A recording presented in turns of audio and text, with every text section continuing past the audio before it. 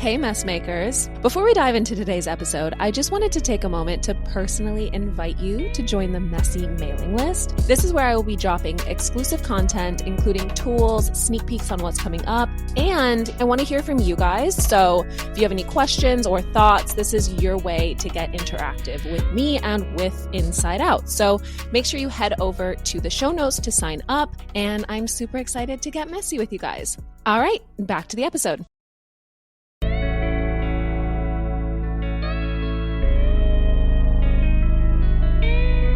Welcome to the Inside Out podcast. I'm your host, JoJo, and this is where we will navigate the mess together. That is mental, emotional, and spiritual. Let's get into it.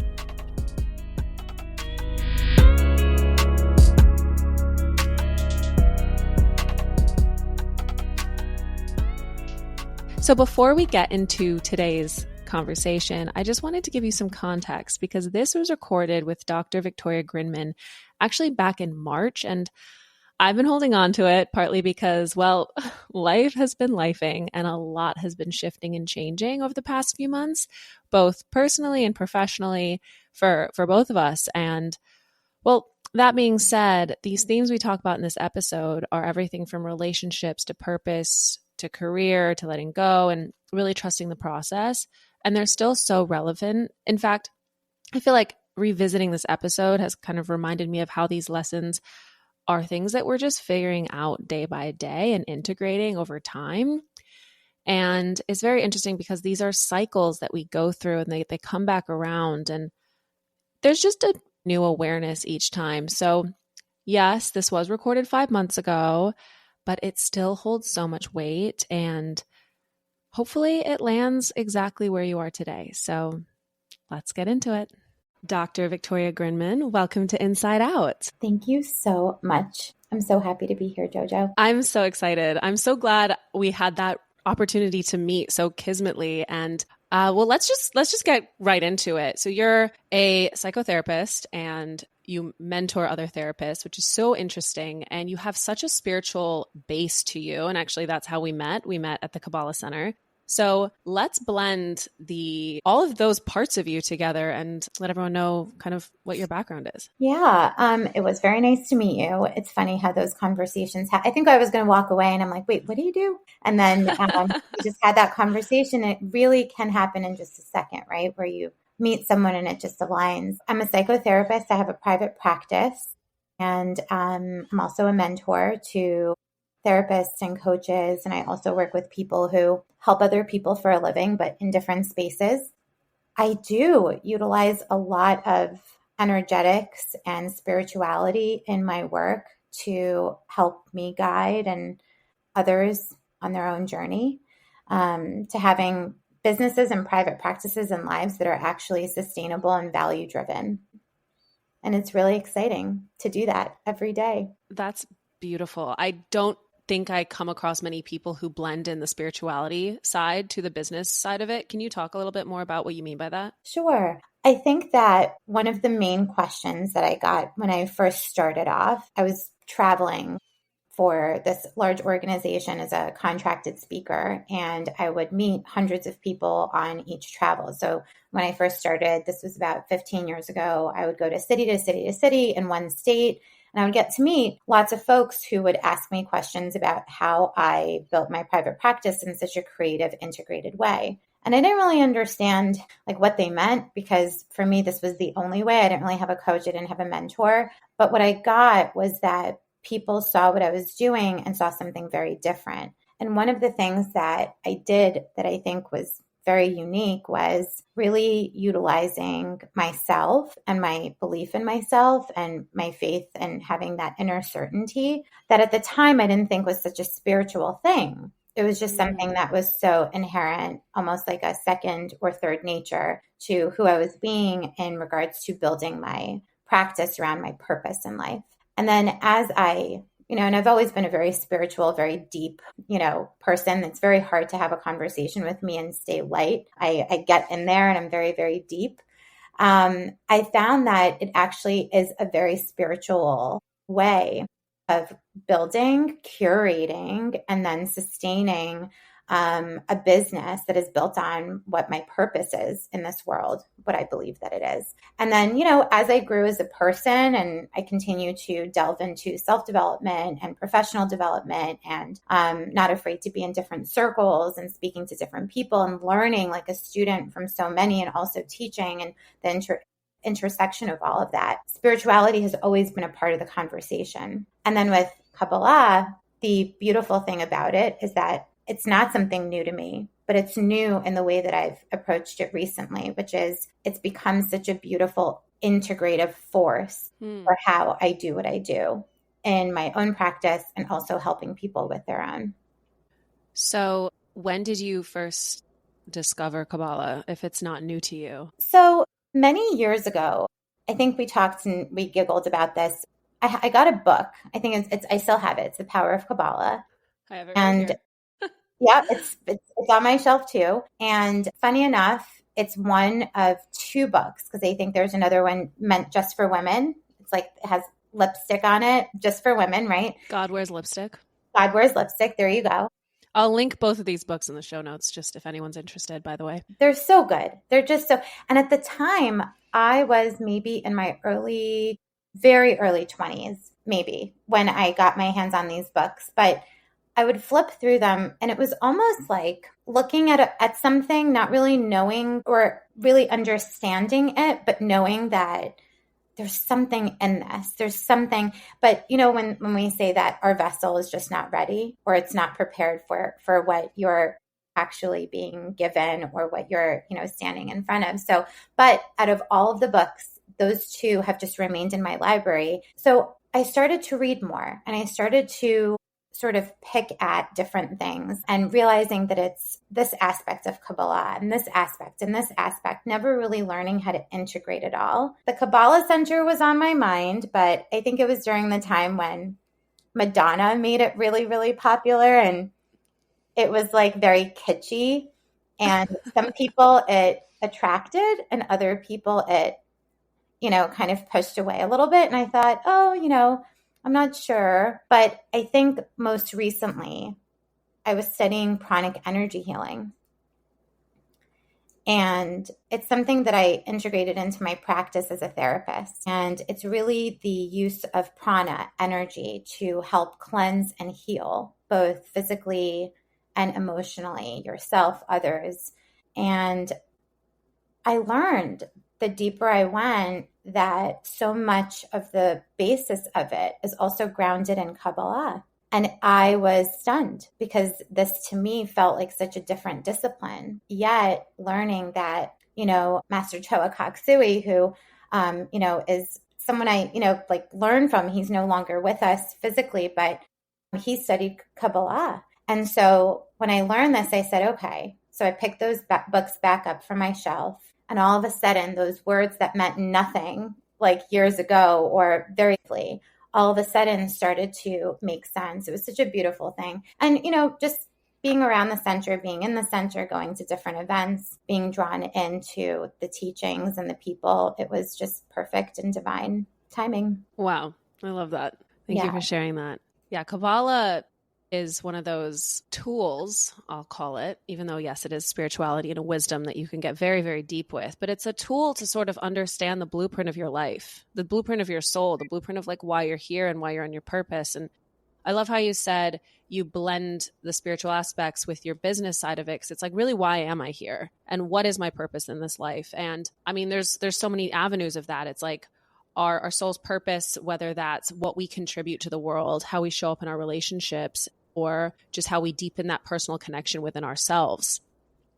And I haven't actually seen you around the Kabbalah Center much at all, which is so nice that we finally crossed paths. What would you say was like the turning point for you actually coming to the center instead of just like reading it from the book? I wanted to be around it, from my years of experience in business and professional development. When you are immersing yourself and you're in proximity to other people who are delving deeper than you, are people that you can actually learn from. I learned how to follow my curiosity. And I think immersion is exactly what we need in order to really almost like swim in it. I wanted to be around the energy more. I also found that, in the work that I do, so many times people want outcome, outcome, outcome, outcome, outcome, but we don't actually slow it down to recognize that the joy and pleasure of the outcome is actually not the outcome. The outcome will always be there. It'll come. I think about my personal life. I was once married. The outcome came, but the question is, who was I becoming on the journey to that? What did that experience teach me? So I think one thing that I'm learning a lot of is how to enjoy that process even more. To be very, very blunt, we all die, right? Our physical bodies, do leave, this earth, and we have such a limited time. It's as long as it is short, it's short, as short as it is long. And the idea is, how do I bring more light to my life, people around me, so that there could be even more light to touch even more people? And that's a very spiritual thing that I think only being part of this practice lends us. Not to say that the center is the only place to get that. And there's pros and cons to every institution you go to, people you like and don't like, and, politics here. So it's not to say that like there's only one place, but there's something very powerful when you have so many people that are aligned with, bringing light into the world and growing from that. So I've been attracted to come back. I love what you were saying about the process. And the background on my phone is actually, the process is the purpose. Yes. And I think we tend to forget about that on the way because we're so driven by results. We're such a data-based society. And if I do this, then I get that. And I agree with you. It's not beneficial unless we slow down and we're actually in the process. And that instant gratification that people are seeking really does blow up business, relationships. And you mentioned that you were married before and you have a very successful business. Do you notice that there's like a disconnect maybe between like one avenue of your life and another? Like, is it maybe the business that thrives and like maybe relationships don't, or maybe vice versa? Is there like one place where manifestation and that process is a little bit more blocked? For sure. I think that it's very human.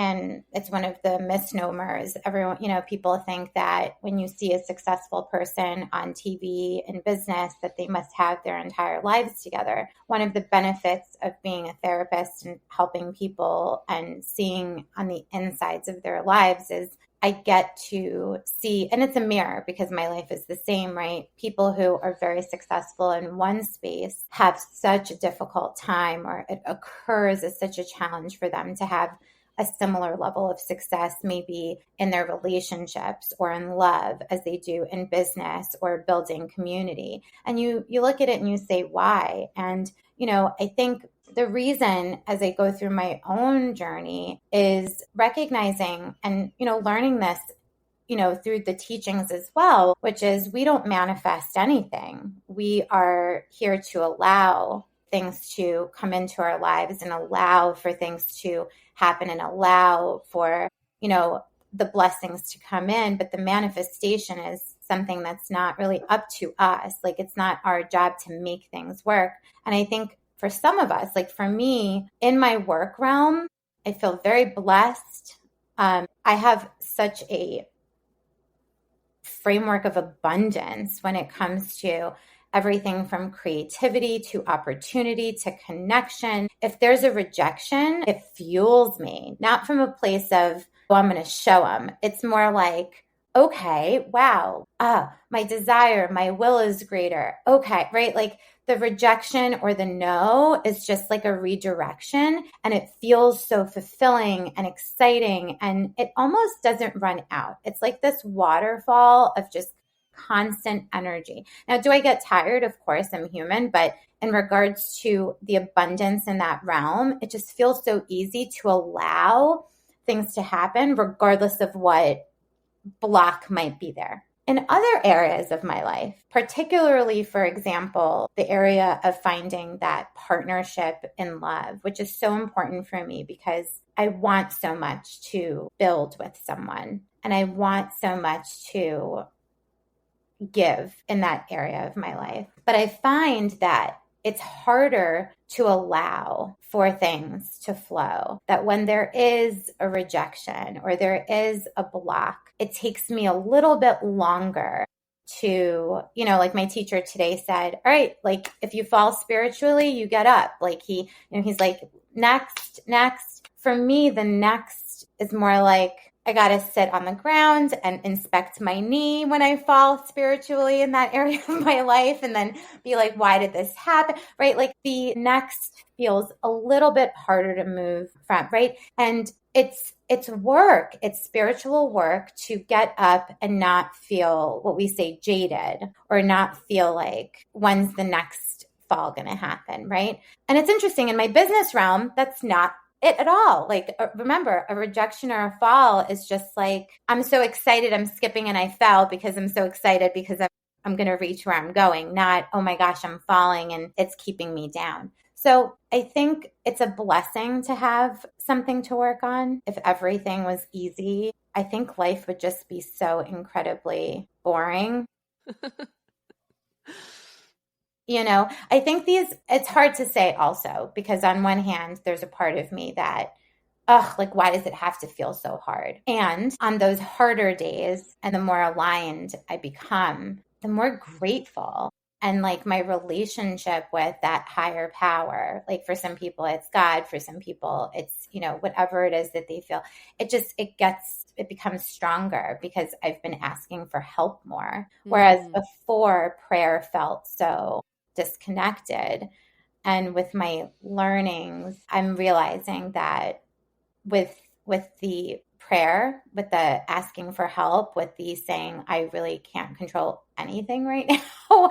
And, and also the other thing I'll add, Jojo, is I don't ask for a partner anymore. I ask for help being open today. I ask for help being better today. I ask for help staying positive today. Give me the signs I need, or let me read something on my way on a bumper sticker that I need to see to help me with learning what a true yes in my body feels like. Give me an experience today, please, that will help me distinguish between like yes and no. Like I'm praying for like my vessel to expand rather than the outcome to come, so that I can be prepared, for when it does. There's so many amazing things that you just said, from the rejection to even bridging that gap between where you get rejected in your business versus when you get rejected in your personal life or your romantic life, to like letting go of that. And it's so funny because also today I had a conversation with my teacher where I was like, I'm so good at being in flow when it comes to my career and just allowing things to kind of unfold and manifest. But I too have that control aspect of like, or I think I have control, which we don't have control, as you already mentioned, over really like what comes to us. We have control over our effort and how we respond to that and react to it. But inevitably, at the end of the day, the creator, that greater force, or the universe, or however you want to see it, is going to be the deciding factor of like what really does come to you. And you can go about it from a painful standpoint and force and muscle your way through it, or you can let go and have things evolve in a beautiful way. And the art of letting go or releasing that control is also very much, as I mentioned, something I struggle with, especially in the relationship world. Again, so good at it in everything else. And I've kind of had to be, just because my career is so in flux and up in the air, and I'm freelance and I have my own stuff going on. And there's all these things that I don't really have control of my schedule. And I've been so okay with that, and the art of unattaching. And with the relationships, it's like, no, like I have to figure this out, and it takes so much longer. And if someone says no, it's like, well, what's wrong with me? And like going into those narratives, how would you say that you've found, I mean, you did touch on this, but even to go a little bit deeper, bridging that gap between really letting go and letting it flow when it comes to the relationship world? This is such a great question. And I feel like as I'm answering it, I'm as much a student as you are in this space, right? So I love this conversation because this helps us in our own path. I think something that my teacher said to me today is actually really great to insert here. We were talking about free will, because I said, okay, So like if I'm either too much or I'm not enough, and my mind goes into all of these places, how do you know? And he said to me, it's really about building confidence in yourself. And I said, okay, but how do I know? Right? Like when it comes to business, I don't ask these questions. I just do because it's so inspired. When it comes to the relationship realm, I come with so many preconceived notions, so many experiences, so many the desire, right? The detachment is there because I've gotten better at it, but the desire and will is still grounded in a little bit of obsession with time. Like when time, right? So what he said to me was, I'll tell you a secret. And now it's not so much a secret, but he's like, there's really no free will, right? And so like, and I said, what do you mean? And he said, I want you to think about it this way. The free will that you have, Victoria, is to decide in the present moment what kind of seed you're going to plant. So he said you could either plant a seed of light into a moment, or you can plant a seed of something else, doubt, negativity, scarcity, anxiety. And he said, in a present moment, that is what you have control over. So to answer your question, I've been working a great deal and talking a lot about this, what I can and what I can't control for a long time because of just who I be in the world and how I've operated. I thought that I had more control over things than I do. And when it comes to relationships, just like in business, we only have control over what's over here with us. So, for example, when it comes to dating, maybe this is a little crazy, but I'll tell you what I do. Not only do I have, my makeup and, hair and like, what am I going to wear and all of that, and how long it's going to take me to get there if I'm not being picked up or whatever. But I meditate and I prepare my mind and my thoughts and my nervous system.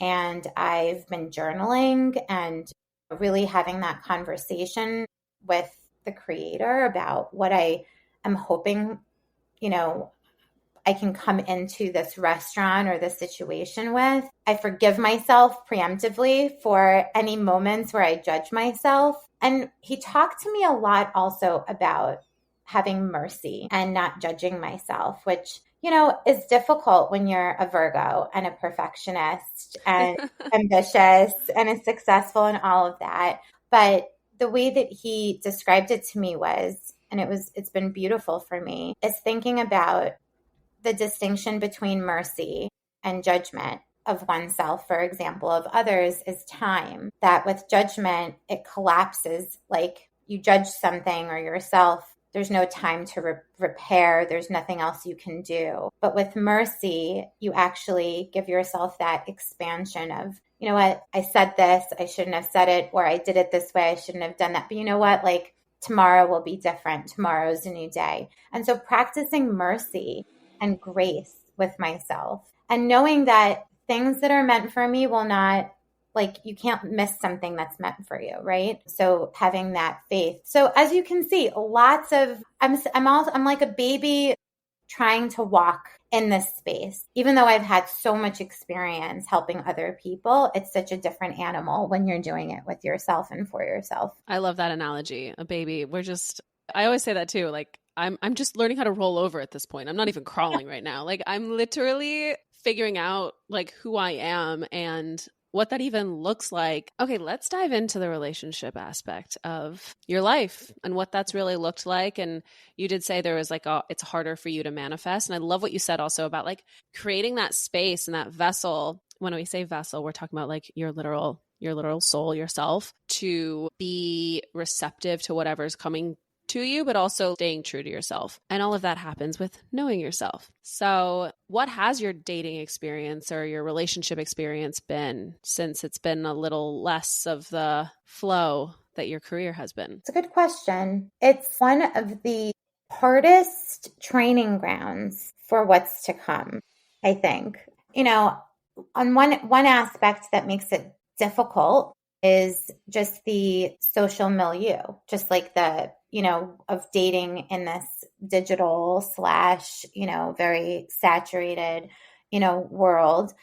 Are you a digital dater? I tap into digital dating. I do. Okay, You never know where it will come from. totally. And sure, I think that some days I have to play a little game with myself to get on those apps and, and be consistent. And other days it's exciting. It's like waking up and saying, who am I going to meet today? Who am I going to swipe on, or what's going to surprise me? And really being from that space rather than waiting to feel like I feel like it, if that makes sense.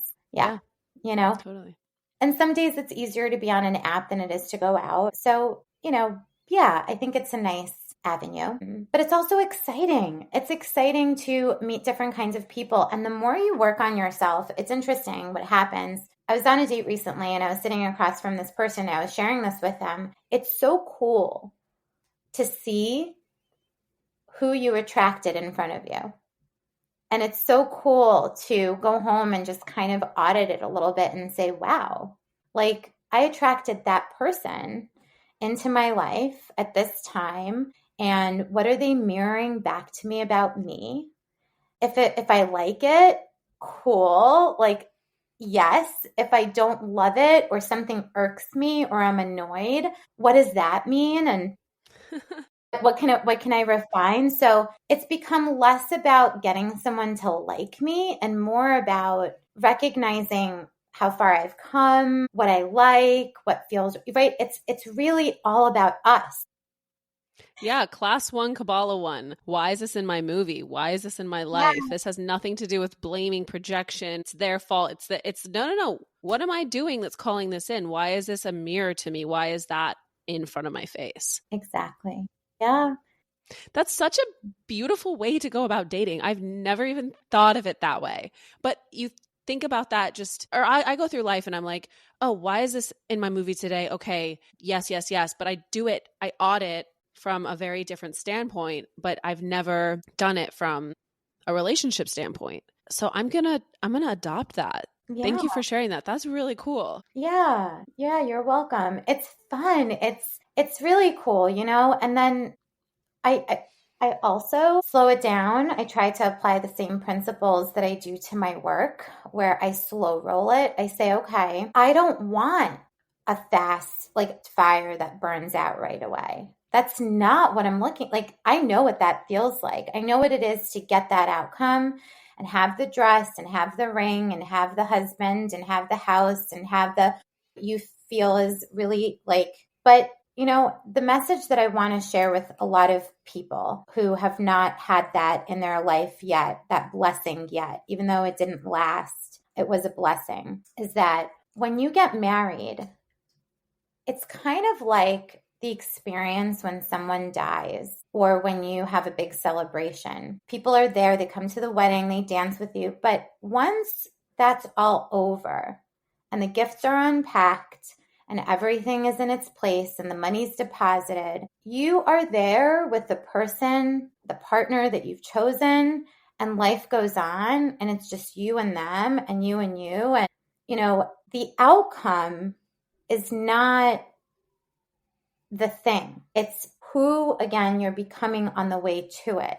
And if you only chase the outcome, you chase away all of the pleasure of the process. And had I paid attention more to the process during that time and really trusted my body, the messages, my mind, my heart, I would have had a different experience. Thank goodness I had that experience.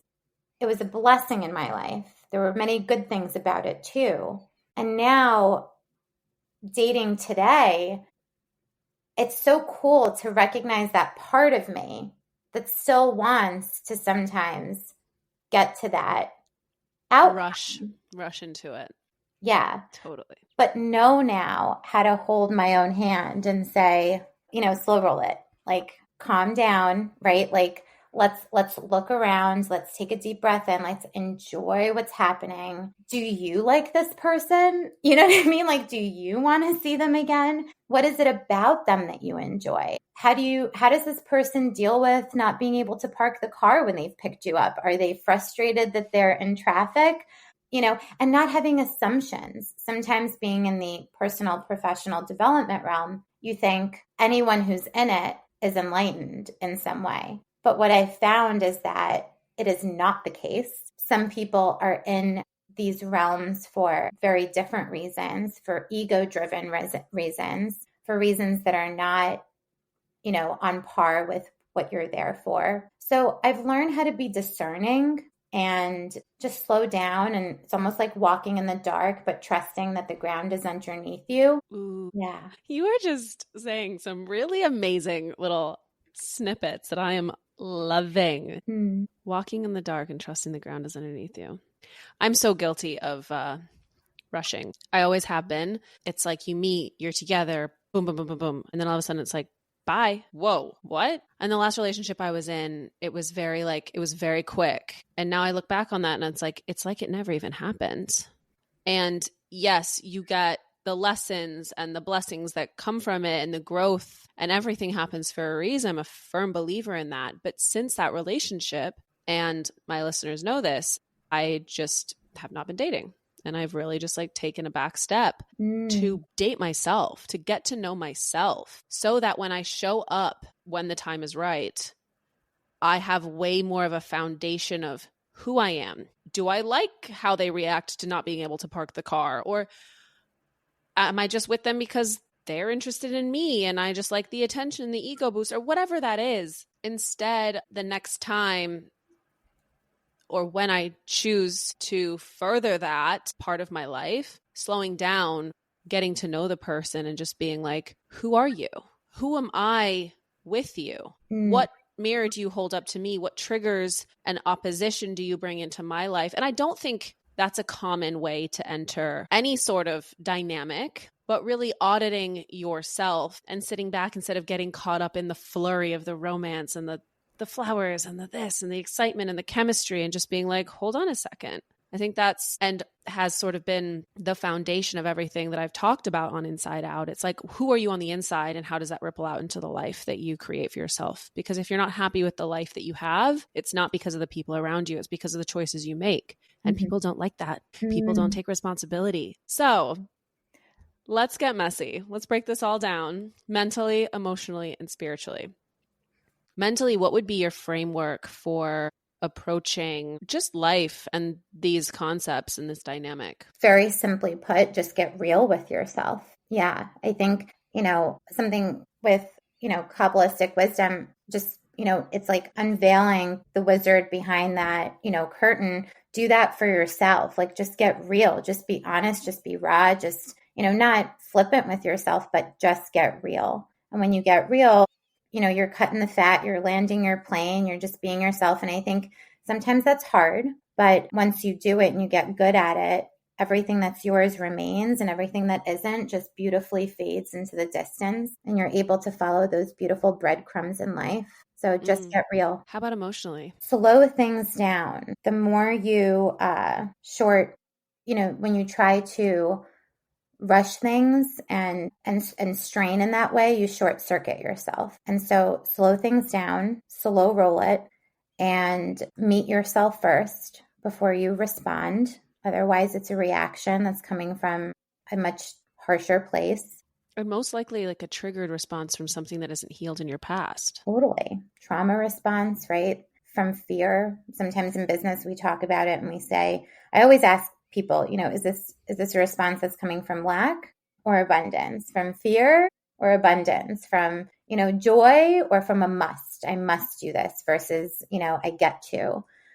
So just when you slow things down, it's like, slow it down like it's your movie, but just slow it down. Read the subtitles, see the context, feel what's within you. And the answers are there.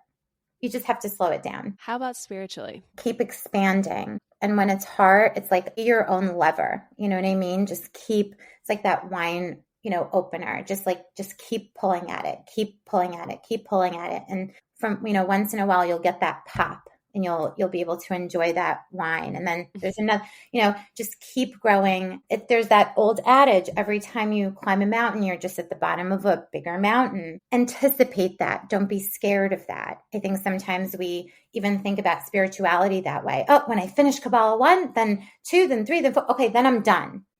Let me give you a disclaimer. The more you go, the deeper you go, the harder it's going to be for you to be done. Because the more you expand, the more you know that you know nothing. So it's like this alternate universe where you think that you're getting to somewhere and then you're there and you're like, holy cow, this room is way bigger than I thought, right? So it's not for the faint of heart. But if you dive into it, if you really dive into yourself spiritually and you seek out those voices and you seek out that community, what's possible for you is just this beautiful, beautiful, beautiful experience on this earth, and it'll transcend far beyond what you can do as a human. Far, even when you leave this earth, it's just going to create this ripple effect. So just keep expanding, keep growing. It doesn't get easier. It gets simpler because you get a deeper alignment with who you are and a deeper knowledge of that.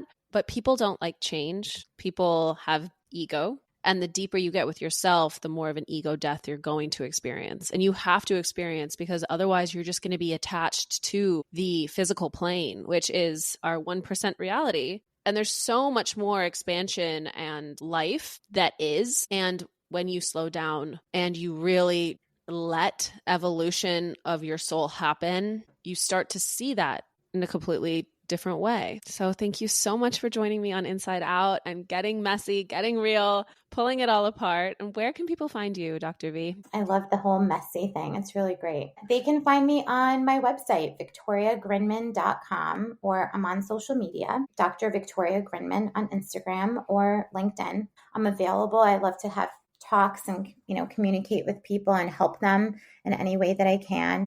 And I really love this conversation. It's been beautiful talking to you about the intersection of life and Kabbalah. It's just beautiful. Thank you. Well, that will all be linked in the show notes. So make sure you go find Dr. V. Thank you again so much for joining me. And you guys know where to find me at _insideout.podcast. Make sure you share this with a friend. You guys, this episode, I don't even know what just happened. That was incredible. And I'm super, super grateful that I met you and we were able to make this happen in a matter of days from meeting to. And may that happen just as quickly for us in all the ways. Yes. Collapse time. Yeah. Create that vessel and keep expanding. All right, you guys. Happy Wednesday. Have a great week. And we'll see you on the next one. Bye.